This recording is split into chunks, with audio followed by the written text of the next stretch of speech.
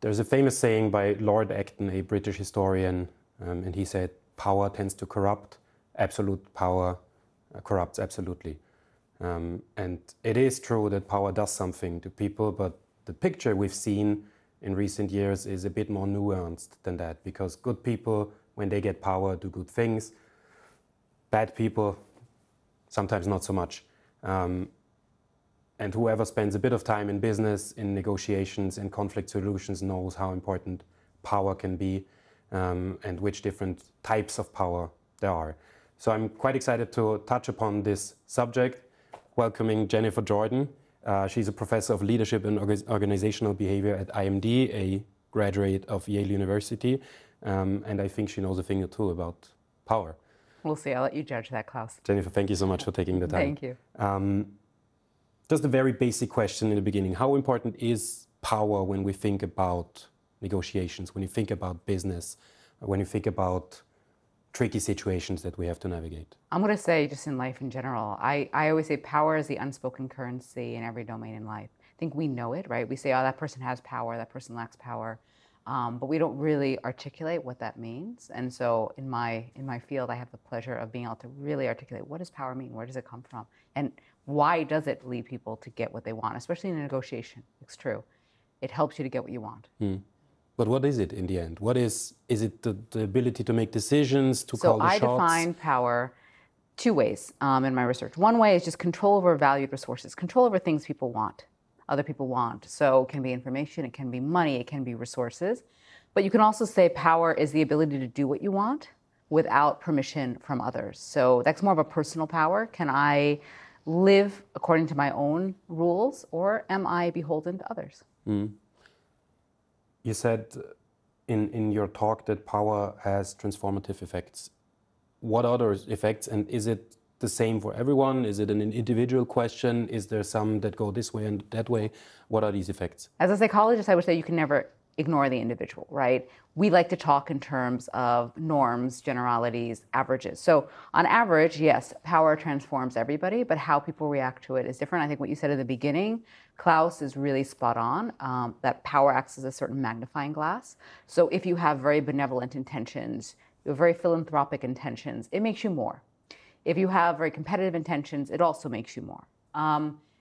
What power does, though, and I mentioned this in my talk, it makes you take action, it makes you go inward, so less perspective taking, because you don't need others. That goes back to the definition of power as being the ability to do what you want. You don't need others to give you permission. You don't need others to authorize you. So therefore, you attend less to them. You go inward.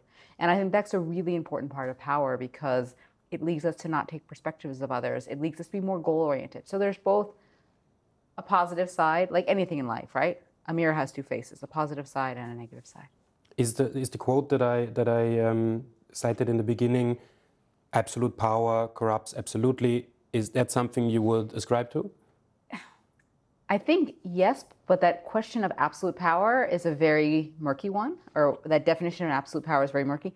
What I mean by that is, like, you can have external accountability, so someone else checking your power, but you can also have internal accountability, meaning things like, and I think Scott talked about this earlier, self-control. You can have this ability internally to self-regulate, and one of the most dangerous combinations is people who have a high need for power and people who lack self-control and who have more self-serving intentions, because that gets magnified. People then don't control their power. And power, when you have power, you have access to really cool things. You have access to things people want. You have access to things that are very desirable. So if you don't have that internal check, and we can think about leaders maybe that lack self-control and have a need for power. I won't mention any, but maybe some come to mind. That is a really dangerous combination, because the malevolent intentions get magnified, they don't have a control on it, and they want to pursue power. You said in your speech that power makes people talk more loudly. But we see quite a narrative now around leaders that are trying to listen and speaking last and getting everyone else to speak. Is there a change in the way we think leadership, or is this just wishful thinking? No, I think there is a change. And I would say that I would attribute the change to having a more diverse body representing power, right? When we had, I'll say, more masculine energy as the dominant energy in the powerful ranks, the hierarchies, then I think it was a different expectation we had and what we were accepting. And as the powerful become a more diverse body of people, I think there are different styles that are then starting to have influence.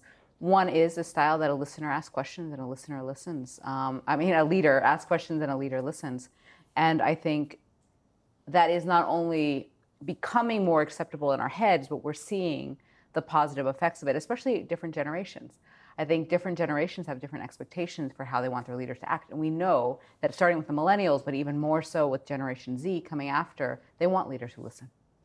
Is there, you said it just now, there's also kind of a shift when you think about how men and women in power positions are seen, and how like toxic power or toxic leadership or whatever you want to call it is often attributed to these alpha males, very loud, very present, very dominant.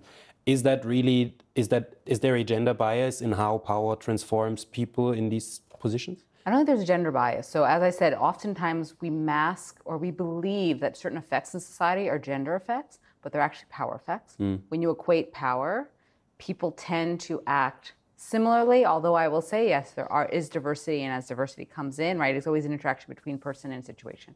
But a lot of effects are more power-driven than they are gender-driven. I do also think, however, that it is always an interaction, power social. If I don't give you power, you don't have power, right? People authorize and deauthorize. So it's about expectations as well. And I think what people, and this is not only generational, right? It's also cultural, it's also geographic. What people accept in the powerful is changing, number one, and it is also culturally based.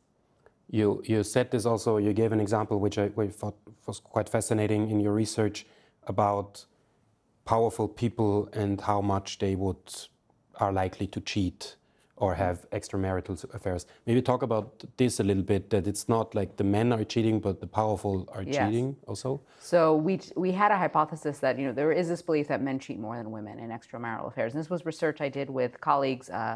My former colleague, Joris Lammer, is the one who drove the research. But what he found and what we found was that it actually isn't a gender effect, it's a power effect. And when you equate the power between men and women, women are as likely to cheat as are men. And the interesting part for us was the why. It was because powerful people tend to think they're just more attractive to the other side. And we know that if you think you're attractive, you actually are.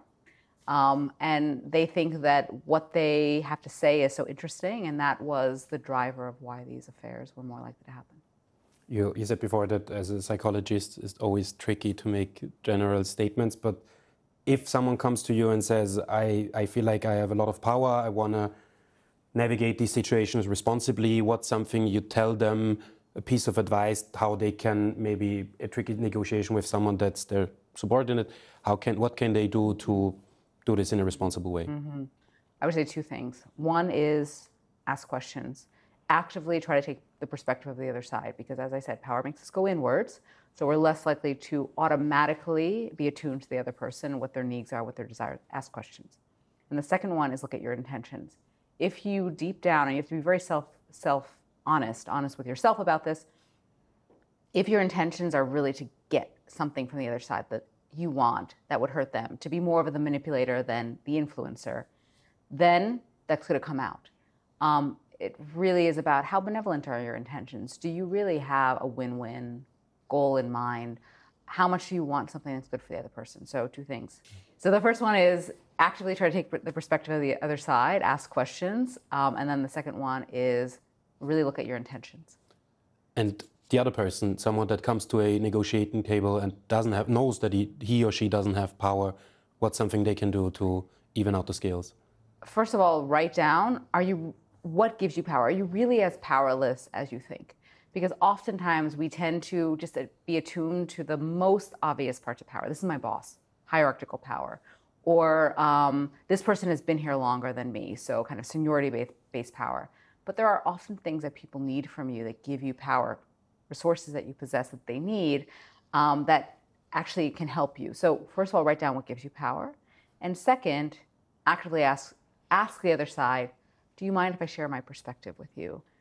To sort of force them out of that egocentric mode where they're going inwards to go more outwards. Final question.